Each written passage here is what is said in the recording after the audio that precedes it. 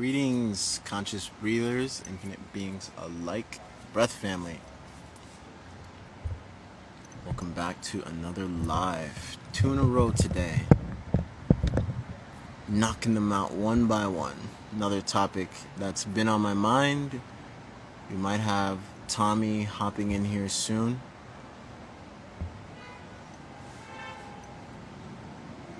The main topic is going to be the lie in belief. And there's so many different arrays of looking at this, so I am you already know the vibration. Cool. Yeah, I am open to anyone hopping on live here to tap in and share their lives.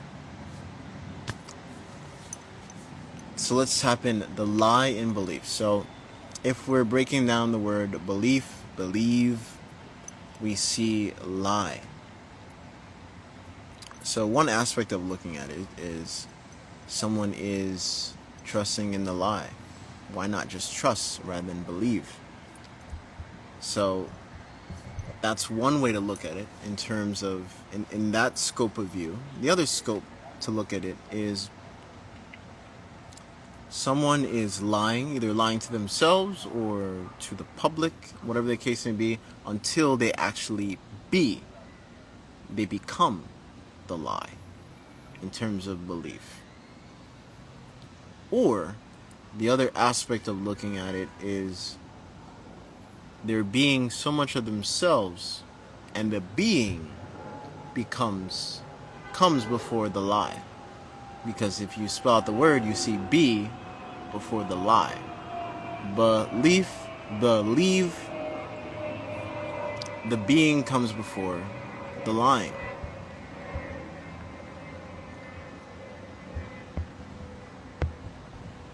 Muscle test. Not sure where you're going with that one.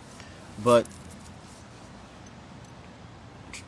let's look at the other scope in terms of the lie and how one becomes the lie. And we can look at it either in a bad point of view or in a good point of view. And hey, that's the whole essence of belief, right? Or believing in something or someone. You know, what believing also does is it gives you the awareness of the illusionary reality we all live in. And you can say it's holographic reality, it's this type of reality, whatever the case may be in that sense. Well, however you want to look at it, through that scope of lens and the holographics of that lens. But the main point I'm getting here is, how does trusting compare to believing? Which one is more faith-based? Which one is more, you could say, experience-based? You could say, it's so tricky. But one can also believe in a positive aspect and a negative aspect, right? So, going back to the aspect of belief, where you have the being, where some people may look at, hey, you're being the best versions of yourself to the point where there is no lie. Oof. You're being the best version of yourself until there is no lie. Like, the being is the truth, and the lie cease to exist, or comes after, or comes behind.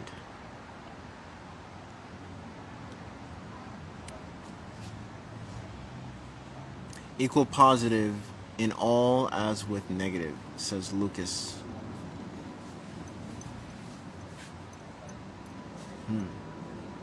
So being, and here's the other thing you can look at, where you're being so much of yourself, where people think you're lying.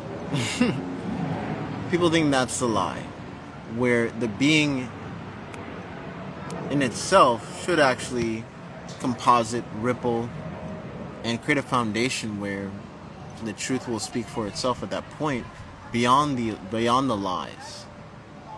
So the being is definitely way beyond the lies, because being is our truest form, rather than the lies being a made up,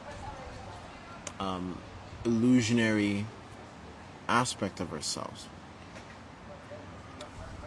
And here's the contradicting part of it as well, where we can literally create our own reality, in the sense of, we can, if we believe we're truly something, or trust we're truly something, we become that thing.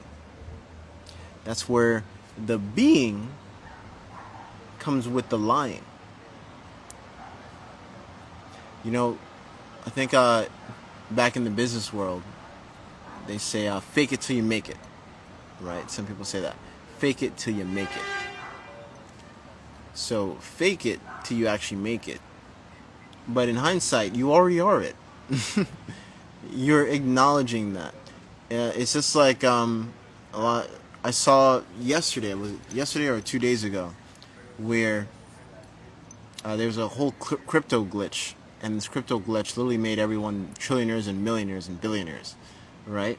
What do you think that does to the whole subconscious mind, when everyone is actually seeing that in their own wallets and in their own perception of reality? It's going to create a huge shift. And you know what's also wild? The crypto space, or the blockchain space. It was all a lie until people started being, and the being, the body, the human being, came in there, and now people start believing. People start believing in the blockchain. People start speculating. People start growing to where it is right now. Correct? So, to add on that, us being anything you want, in that sense, it's feeding a double-edged sword, because you're acknowledging that reality is very fluid. It's very translucent, in the sense where there's a drag and a pull, and there's an ebb and flow. And that's where the creative outlet is. That's where we all become powerful co-creators in this expansion of life. I like that. Being connected to becoming. Because you're the being. You're the being. And any type of lie you create, or illusionary chain reaction you create, that's where the lie is held. You become that. That's why in certain scriptures they say that this whole world is an illusion. It's not really real, because when you close your eyes, what do you see? Pure darkness, but on top of that you see all spectrums of color. And that also helps with us harmonizing with each other, and also knowing that we're all one in that sense. Because at one point in time, everyone will close their eyes. Everyone will see what you see in that sense. Everyone will see the whole spectrum of it all coming together in that black, endless void. Isn't it funny? The black hole leads to endless possibilities, endless dimensions of reality. And then when you close your eyes, that's all you see. That's not all you see, but you see colors, you see all spectrums of colors. Well, that's what black is. It combines all spectrums of colors. Alright, someone says, being is the genesis of creation. If you're not creating what you want, it's because you are not being the person who can receive it. Oof, that's a good one. QXP Fit. Yeah, I'll add on top of that. Like attracts like. It's the law of magnetism. It's the law of acceptance. Forget attraction. Let's talk about magnetism. The law of magnetism. The law of acceptance. I think that definitely, I know it ties into the belief system. Or believing. Or the lie in the belief.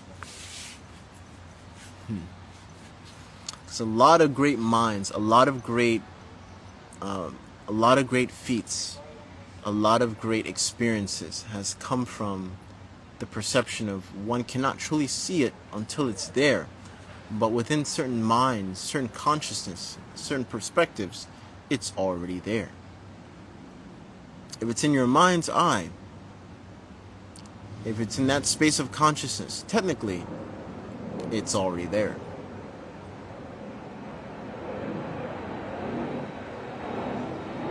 So, is there ever a lie? Is there ever is there ever a misconstructed absence of reality? Because everything is intertwining with everything and every not thing at the same time, going through other parallels of realities, echoing each other, back and forth, back and forth, back and forth, back and forth. Because in one reality, it is the truth. In another reality, in a total different dimension, I'm talking about a total different world. Let's say, in a total different world, as we speak, I'm a girl or whatever. And I'm talking about in that sense. So in that world, it's a lie. In terms of however you may deem the truth, in another parallel reality, and that's the reason why they call it parallel, right? Parallel. They're like parallel from each other. They have somewhat similarities, but you know what is the main difference? Is the belief, the believe system. That's what's different. That's why the truest thing in this whole entire world, the truest thing,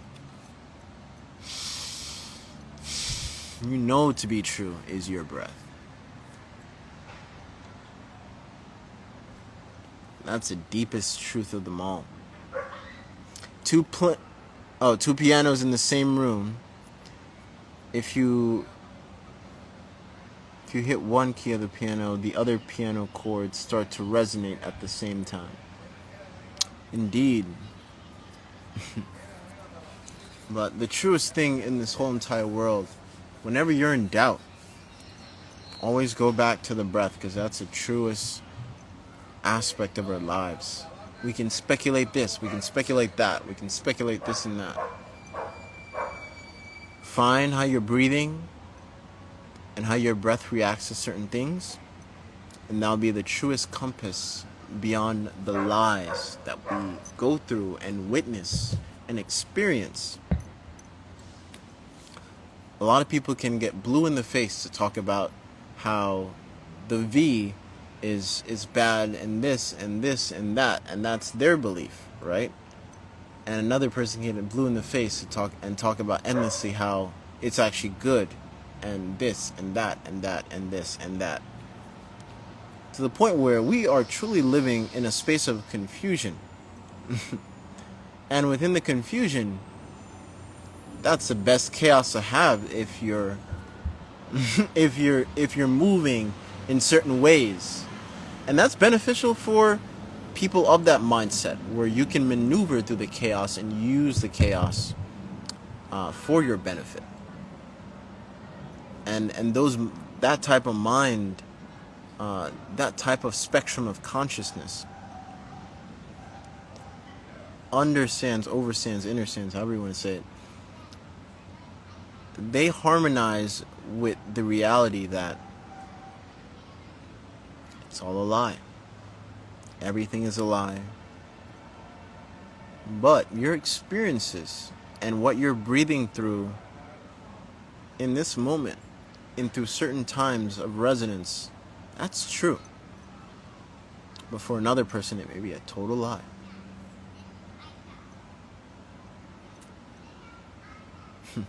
You can literally echo this into many different dimensions, where it's 3:30 here, but in California it's like 12. So they're seeing 12, and you're like, no, it's 3:30. And they're like, no, it's 12. That's just one little aspect, and this is how it just blossoms and ripples into all of our lives. Oof, life, lie. It's all a life. It's all a lie.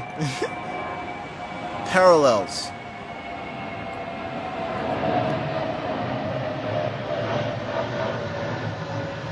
But you know what's also true? The sky, the sun touching your skin, the wind touching your skin, you breathing in this exact moment, yes. Your heart pumping right now. If you can focus on those truths, when lies arise, you have a best navigational system, which is you, your compass, yourself. You'll know how to navigate within that sense of chaos, that space of chaos, within all the lies, within all the debris that gets in your way.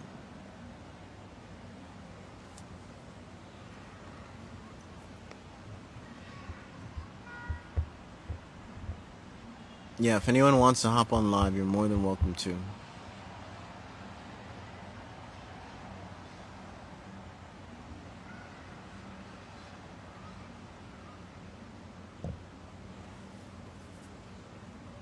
Hey, OB Films, seeing truth versus false for what it is. Yeah, that's a hard reality that a lot of people need to get hit with. See things for what they are, not what they could be, not what they should be. See it for what they are. And that's also honoring the space of where they come from as well. Oof. Oof. It honors the space of where they reside and where the origins of where they come from. Everyone has an origin story, right? So if you were to, in a sense, disrespect, why would you disrespect someone's origin? If it wasn't for your origin, you wouldn't be here and have the experience you've had and become the person you are today. Correct? There you go.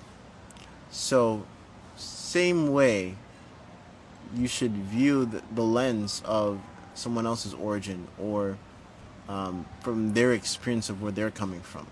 Everyone has an origin story.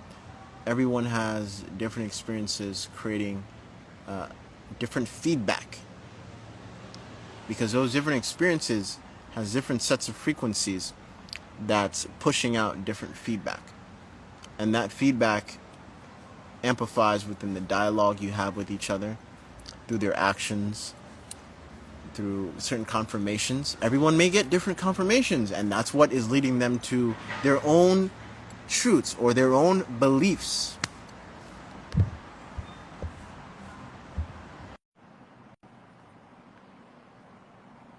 All right, Lucas wants to, yeah, 3:30 p.m. What's going on? Hello there.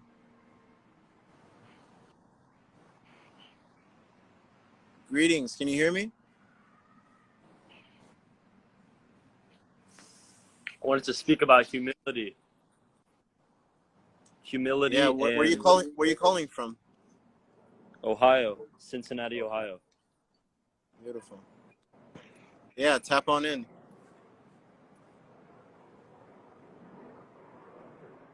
I have the sun right here. Um, maybe I could speak about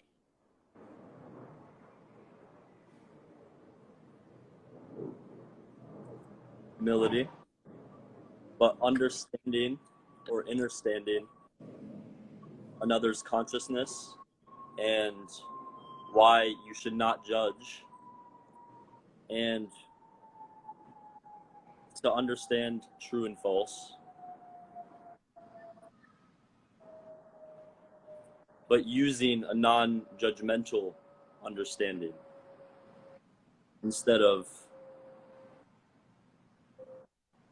confusion, like you were speaking about. You were speaking about confusion.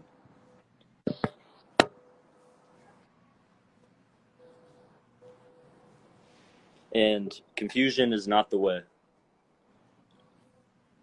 but alignment is the way through the breath.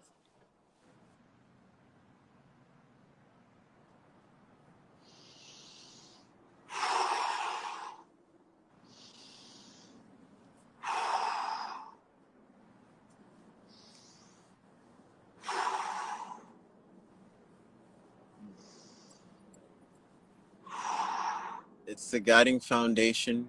It's the guiding pole. It's the start of life. It's what feeds life in general, and it's what also feeds our belief system. And it's what also feeds confusion itself. So if we can pinpoint the starting domino and harmonize more with that, the less confusion we have in general, the less lies we give into, and the more truths we start feeling based off the resonance of our breathing, of our heart center, and connecting more with that in that sense with every breath. I enjoy that you don't have a shirt on. Thank you.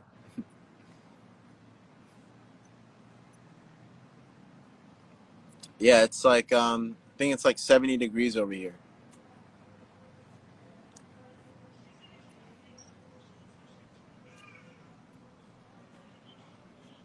So where'd he go?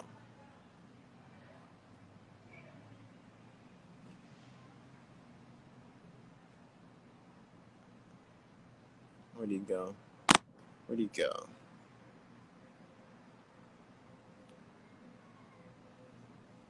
Alright, not sure what happened there. So tapping back into the foundational of life. If you stem and utilize that as your roadmap, any type of situation you go into, down to conversations themselves, 80% of conversation is nonverbal. I'm going to say that 2 more times. 80% of conversation is nonverbal. 1 more time. 80% of conversation is nonverbal. So what's the other 20% or the other 15? I think it might be 95% or the other way around. But communication.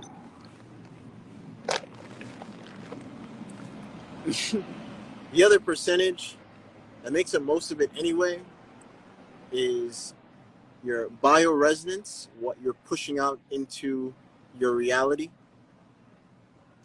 That's communication. Way beyond this.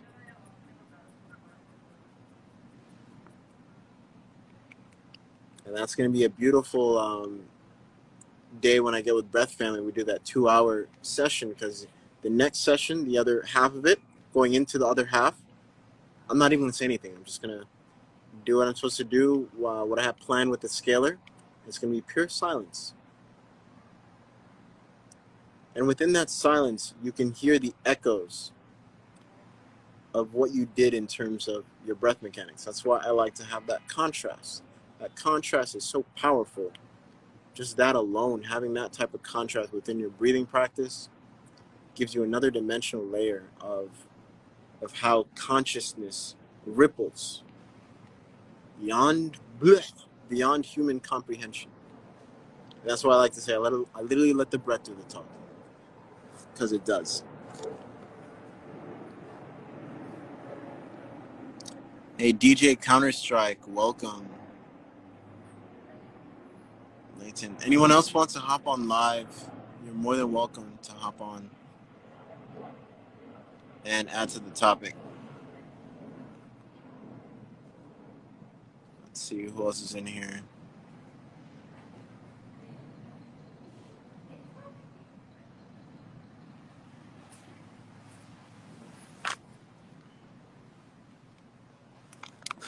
So you guys also got to give yourself a pat on the back, because you are speaking so many languages. Not just English, not just Swahili, not just Russian, but we're speaking in the language of breath, in the language of body mechanics, in terms of how our mirror neurons read. Our mirror neurons themselves read. What is it reading? It's reading the transcriptions of the energy that you give off from other neurons, and it's reading that. So what does it tell you? They're communicating in that sense, body to body. That's language. That's a conversation. Oh. And we can also have the same conversations. We can also have the same conversations with our emotions,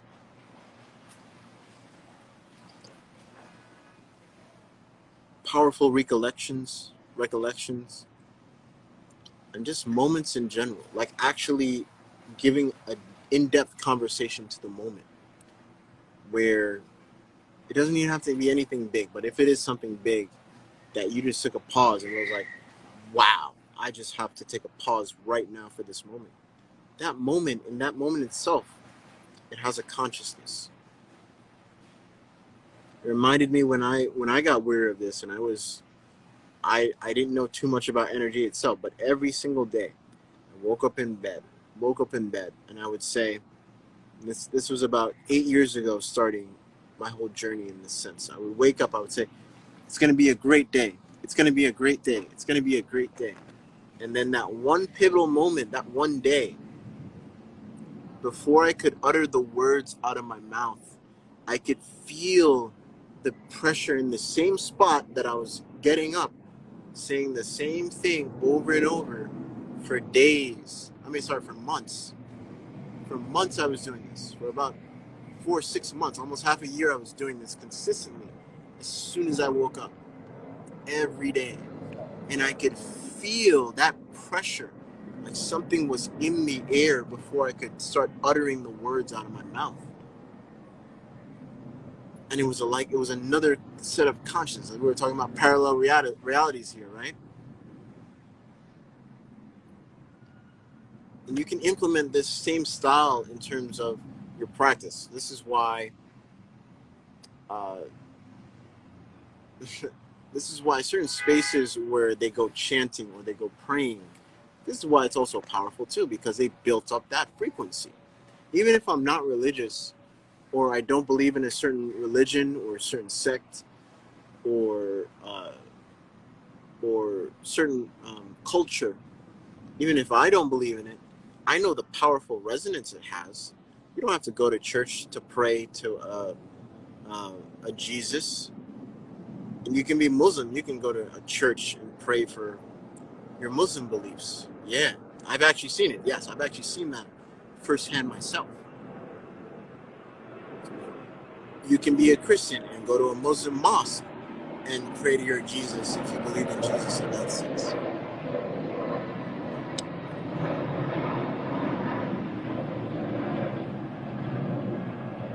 You can go to the Mecca,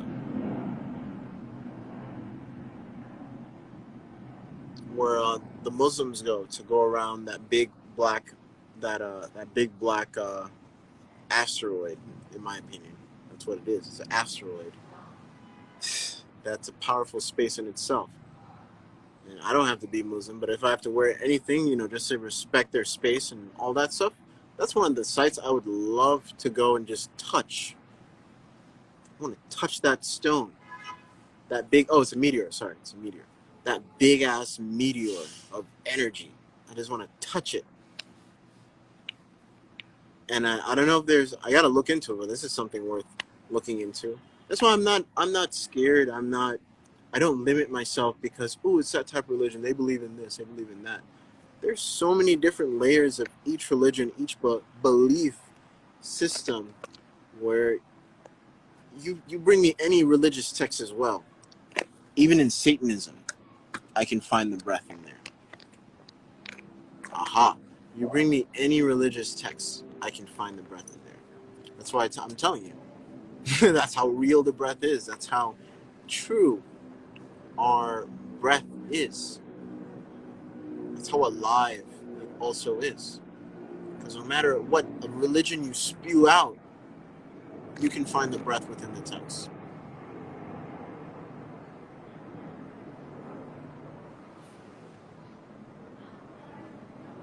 And when I said that one line, when I was in a meeting, in a group, because my grandpa's a pastor, and he's what opened my eyes to to having an importance to, in the sense of why you should have all types of friends in terms of your circles, but obviously genuine, heartfelt friends. But I mean the friends that have different belief systems, where they're ranging from, there was a monk in the room, there was a Muslim, there was Jehovah Witness. There's all these type of religions, and they were all his friends. They were generally all his friends, and they were all in that one room. But I said that one line. I said that one line,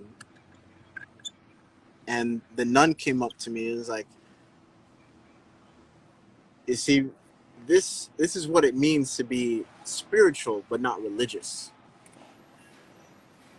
And she said that's like the main problem with most of our society right now, because we're all in a religious construct that is confining our spirituality. This was a nun saying this. A nun said this to me. So, hey Tommy, if you wanna hop in, see if I can pop you in here. I got 20 minutes.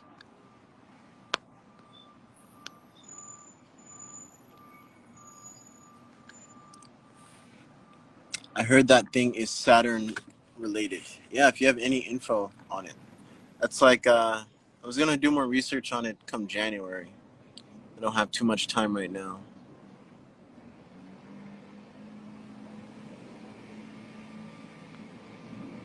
Who do I recommend to learn about energy work and healing? Myself. Tap in. Alchemybreath.work. Breathwork healing is energy healing. Let's see.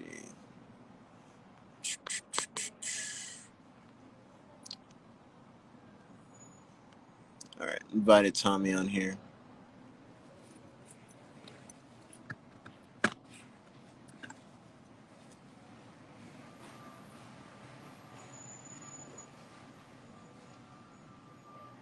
Are you gonna see him next month in Florida? Oh, perfect. He might be gone by then, so come in time.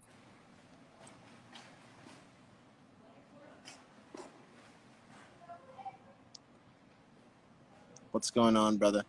How is the access to non-GMO fruits out there? Consider moving.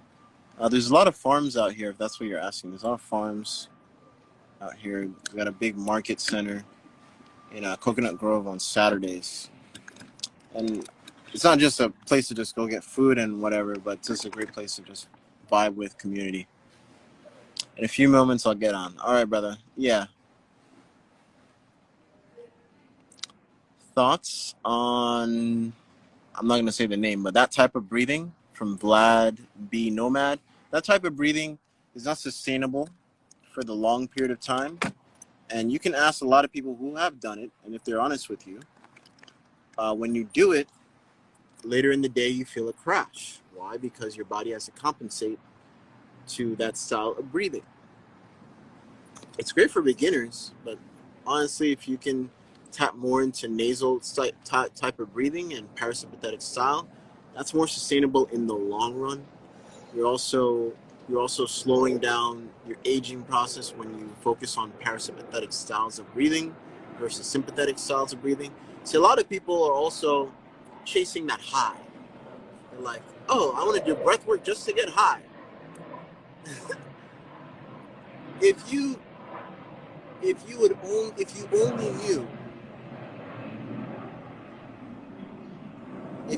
knew, if you can just be conscious of your breath and implement, that's what the main focus of alchemy breathwork. You can do alchemy breathwork all throughout the day. Not only are you naturally getting high too, but there's a different conscious aspect of it where you're being so intertwined with your reality, where every day becomes a natural high, and you don't even have to do that extensive sympathetic style of breathing at all, just to feel that high, where it's going to create a beautiful ripple.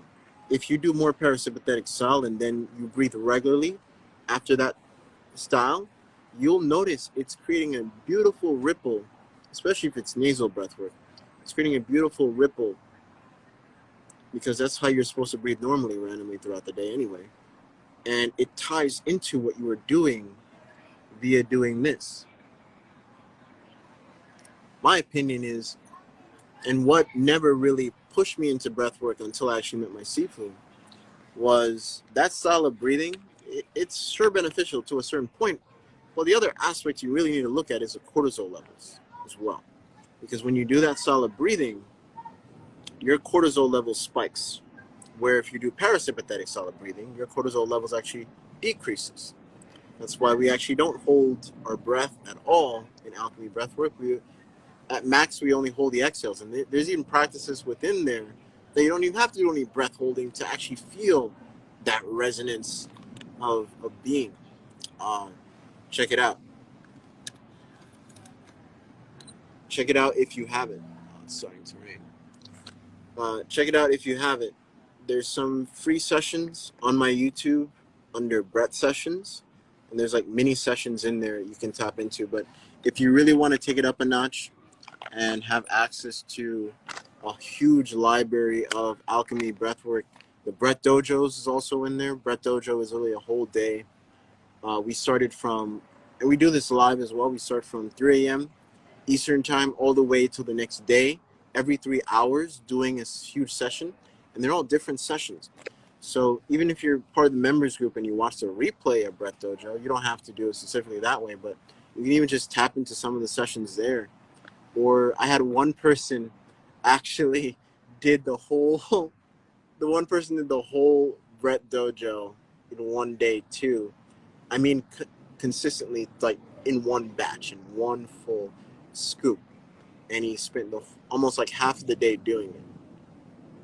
And he said, wow, man, I've done many other styles of breathwork, but just doing all that, because, listen, with that style of breathing that you asked about, you can see a lot of people having seizures. And one of the main reasons why they have seizures, even in Kundalini style of breathing too, they have seizures too, because the body can only take so much in terms of oxygen. The main point is to build up the carbon tolerance in your body, where you build up that carbon energy to bring oxygen more efficiently through the body. A lot of people are viewing oxygen in the sense of, oh, I need to flood my body with oxygen because I don't get enough. Man, if I were to test your O2 levels right now, even if you're a mouth breather, it's still going to read at least in the 90s. But if I were to test your carbon levels, a lot of people may be low. And the more you have, that's electricity. Oof. That's how you can tell the breath is electric in that sense. That's electrical conductivity. So sustainability is what you want for the long run. Sure, it may feel nice in the short term. You may feel that spike. You may feel that oof, that spike of energy, especially if you haven't done any type of breath work before. It's only great for the short term, but long term, sustainability is what you want. And you can look at people who've been doing that style of breathing for years, the one that you asked about, see how they're aging, all the way to the main guy, see how they're aging.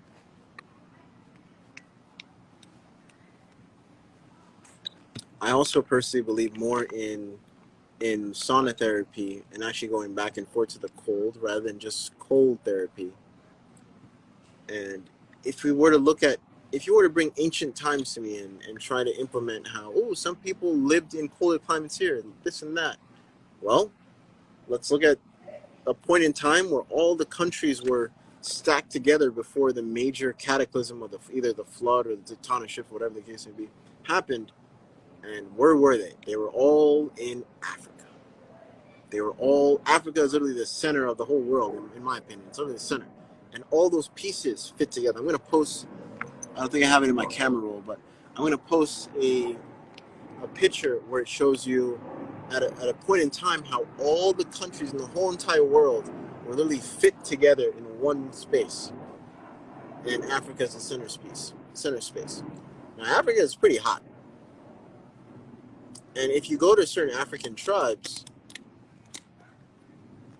you'll see people floating when they do certain rituals and stuff with the fire. What do you think they're using in terms of that energetic force within the atmosphere? The heat.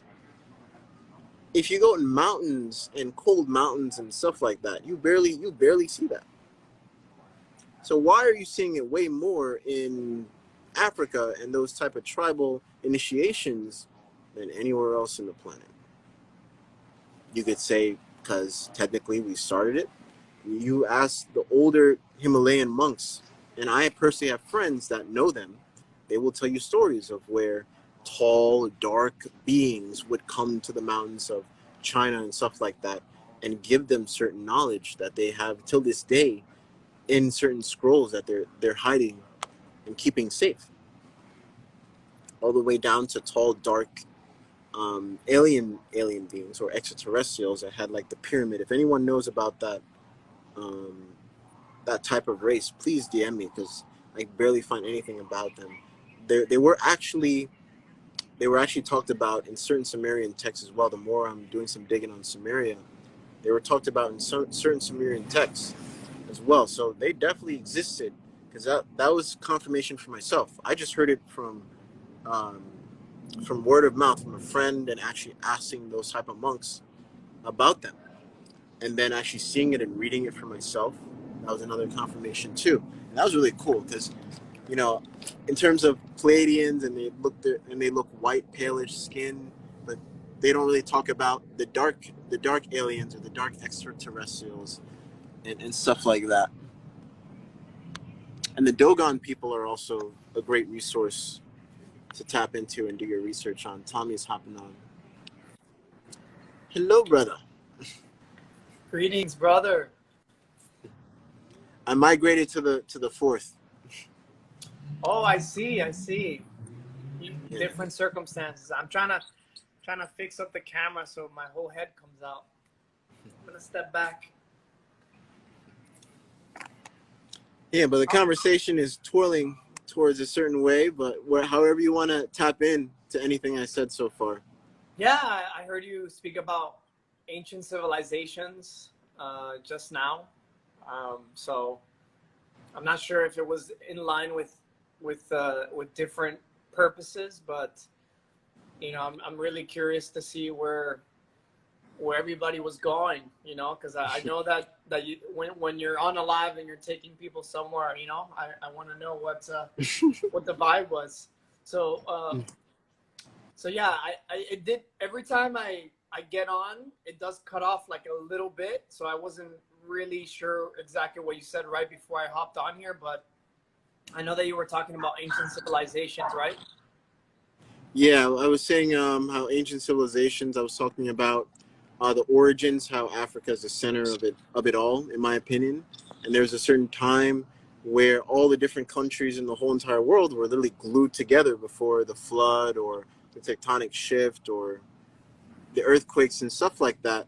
And I was saying how in Africa till this day, in certain tribes, you can go when they have certain initiations, you'll see the tribal leader literally floating in the sky, and you'll see more of that in Africa than colder climates anywhere else. So I truly trust that our origins truly reside in a warmer climate, regardless. In that sense, and there's a lot of Yeah. energy to be used within the heat. Yeah, I definitely think that human beings as a whole are gravitated towards warmer climates because even people that are living in colder climates now, they like to escape for the winter. So we're going to Dominican Republic soon, and a lot of people during the time of right now to the new year, they're there just because they want to find a different atmosphere for their body, but I want to chime in a little bit about Africa, which is one of the most fascinating continents that you have. A lot of people are not aware that in the world map, Africa is actually shrunken to make it look like it's smaller than it really is. But in fact, you can fit China, you can fit India, and you can fit the United States inside of Africa. Africa is humongous. Exactly. And when it comes to the tribal knowledge, there's a tribe known as a Dogon tribe, which is very, very interesting. I'm not sure if you guys are aware of this, but the Dogon tribe, they were able to find that there is a binary star by the name of Sirius A and Sirius B. Now, if you guys are not aware of this, Sirius, you cannot see the binary star or the revolving star with the naked eye. So scientists discovered that Sirius had another star next to it called Sirius B in the 1970s. But the Dogon tribe, they actually knew this information well before, and it wasn't until an anthropologist went to the Dogon tribe and went to study it. This was like in the early 1900s, and then it was only until 1970 where they found out that the Dogon tribe actually had this information. So, ancestral wisdom is very, very interesting when you really study that wisdom that has come from different places, specifically Africa. So, as far as the tectonic similarities, and I know that you were talking about, when I study geology, the geology of Florida, which is where we live, our state, is very similar to the way that Africa is. And coincidentally, it's very similar to Egypt. So there's swamps. There's actually there's a lot of birds and different things that are found here that are also found in East Africa.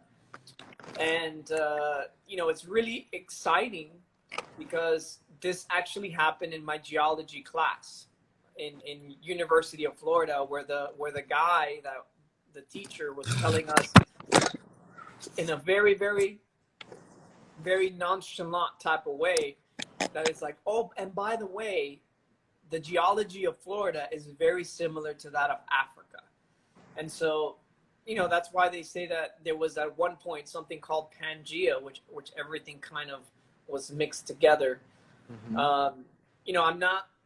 I'm not trying to agree or disagree there, but I am sharing with you that there are a lot of plant medicines that you would find in Florida that you also can find in Africa, as well as birds, and specifically the ibis bird, which is an Egyptian bird that has been associated with a deity known as Thoth, which is the deity that was familiar with, was the one that brought medicine, writing, science, and all of these things. That bird is a very important aspect of Egyptian culture, and that's also here in Florida. You can see the bird very, very much active when you go to lakes or, different places, especially down south here in the swamps. All connected, man. Yeah, so it's interesting that you're here, brother, because you're wearing the pyramid on your head, and these are the reasons why some of us are gravitated to certain areas. And for now, I do feel in very deep resonance with the flora and fauna from Florida, and also the climate. It's very much attractive to me personally, and that also helps because being a warm Caribbean like yourself, who's originally from Jamaica, being here allows us to experience a certain type of biofeedback. We're able to feel at home in certain ways, and it does all add up to our internal compass and our inner wisdom that we have. So I'm really grateful to be in Florida, to be honest, because all these restrictions happening everywhere are getting on my nerves. I'll hold to that. Most definitely, brother. So yeah, man, we were just connecting on the different ancient wisdoms, and we traveled. You and I, along with my sister and Tyler, we Mhm. went to Colorado and we went to see the Sun Temple, which is known as the Anasazi breeding ground, and there's so much ancient wisdom that we both revere. And if we only knew these things, we would be much healthier, Yeah. much more alive. So that's why we're what what we both resonate with is bringing what we call the ancient future Mm. into the forefront. Oof, I like that. Ancient future. Mm. It's really mixing the past and the present into that 0 point within the now. I love that. Most definitely. So, do you want to also share your thoughts? I know we spoke about it earlier when I came out. The lie in belief. I want your point of view on that. Yeah, for sure. So because a lot of Rastafarians have been in my upbringing, and they took a very deep look at words and etymology. And so within a word itself, there is a integral meaning.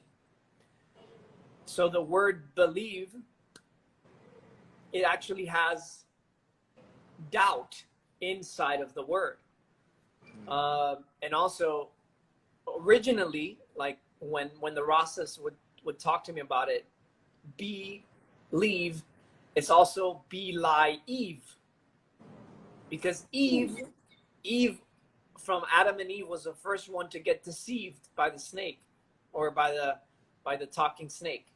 So be lie Eve is, it has the lie, the word lie in it. Be lie and then Eve. Um, when we use that word, it's kind of interesting because to everybody watching, do you believe that you're seeing us right now, or do you know you're seeing us right now? Mm. So do you believe that? Oh, I believe I saw Tommy and Devon talk. I believe that. That's actually what you're saying, is that you do not know if you actually did see us or not. When you say, I know I saw Tommy and Devon talk, then you are speaking from a knowing place. So believe actually has inherent doubt in the word. And that's one of the things that Dr. Sabi actually talked about. So he always said, no, I don't speak on belief. I don't have beliefs. I know. And so um, my understanding is that that word has a very peculiar etymology, and I don't like to use the word believe as much, but when they say you gotta believe in yourself, that means that you're doubting yourself, but you wanna be more confident about yourself. So again, the word believe, I do feel it has an interesting context, and I'm not sure what you guys think out there, or what you think, Devon, if you want to chime in on it. Yeah, I touched on it earlier, but I'll recap. Um, you ever hear the thing, "Fake it till you make it"? So you're being until you become the lie. Or the other aspect of it, you could say, is you're being so much of yourself, in that sense of being, in terms of your values, whatever the case may be, that you come before the lie.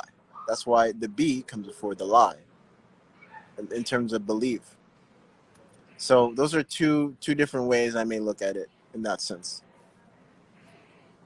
That does make sense. What do you say? The Eve part would be like Oh, the the Eve part. last. I never really thought about the Eve part. I honestly don't know what to think of the Eve part. But it's like you're laying with Eve. You're laying down with Eve. So you're in bed with the woman that believed in the lie. That's how Exactly. I look at it. That's the first thing that comes to mind. Yeah, like I shared, the Rastafarians, my teacher Rastahudi was very active in trying to understand the English language, which is very tricky in itself sometimes. But like I said earlier, what they think is be lie Eve, because Eve was the first one to believe the lie. Mm. So that's it's kind of an interesting etymology there, and there's so many of them. Like, for example,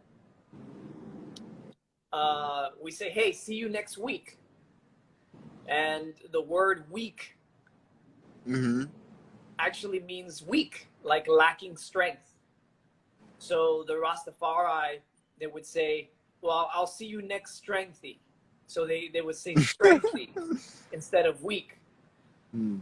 And these are codes, these are codes that were like, for example, I called myself the other day having a frustrating time, and I was like, God dang it, right? And then why do we do that when we're having a frustrated moment? We should be saying God bless things.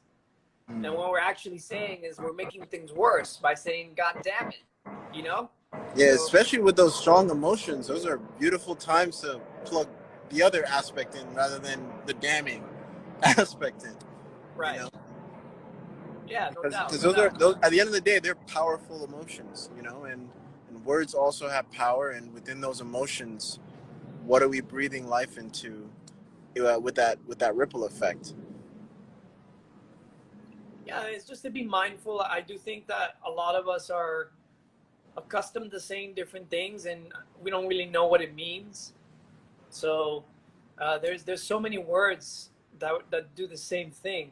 I'm trying to think of other ones, um, but you know, they'll come. They'll come. I'm sure you can think of many as well. But yes, next week is one of them. Um, yeah, like Good morning, yeah, morning. good morning. That's a good one. Nobody died, so why are we mourning? Exactly. No one died. Why are we mourning?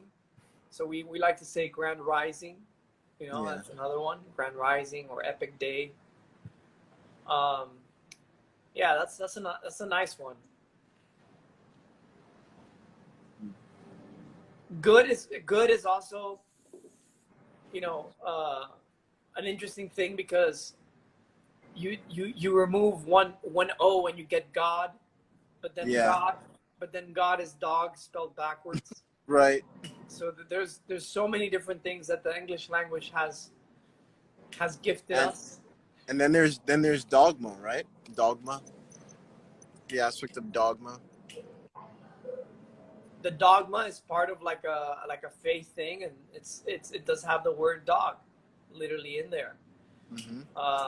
So sometimes there's expressions that say I'm sick like a dog, or I'm working like a dog, or Mm-hmm. um, I don't know. There's like all these different things that are literally codes that we're breathing life into, as you said, and putting our emotion and intention. But ultimately, we want to be very careful with the things that we not only put in our mouth, but also the things that we let go, like let out of our mouth, as it does have a profound impact into who we are and what we create. All right, brother. I gotta hop out with Jen. Do some packaging. If you guys want to tag along, let us know. But I have to head out like now. Yeah, I know how it is when the ladies are waiting. Yeah. So thank you for hopping on, and have a wonderful day, everybody. Peace.